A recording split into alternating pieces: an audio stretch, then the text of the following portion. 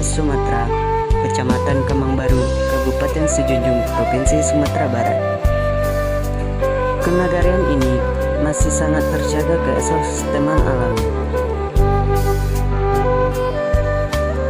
di mana sungainya masih sangat terjaga, jernih, sehingga banyak terdapat populasi ikan atau populasi ikan yang berkembang biak seperti ikan baung, tilan, masai, gariang, dan lain-lain.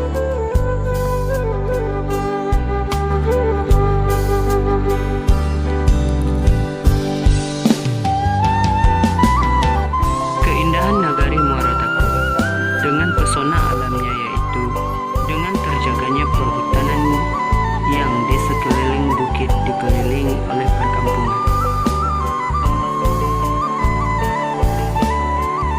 Sungai ini adalah tempat rutinitas sehari-hari masyarakat di sana, di mana masyarakatnya menjadikan sungai sebagai tempat mencari uang, yaitu dengan cara mengambil kekayaan alamnya seperti mencari pasir, batu, kerikil untuk dijual kepada pemasok-pemasok dan lain sebagainya.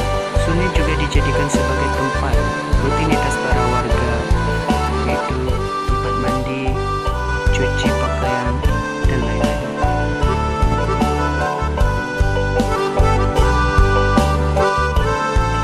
Keindahan alam ini tak lain dan tak bukan adalah limpahan dari Sang Maha Pencipta, yaitu Tuhan Yang Maha Esa.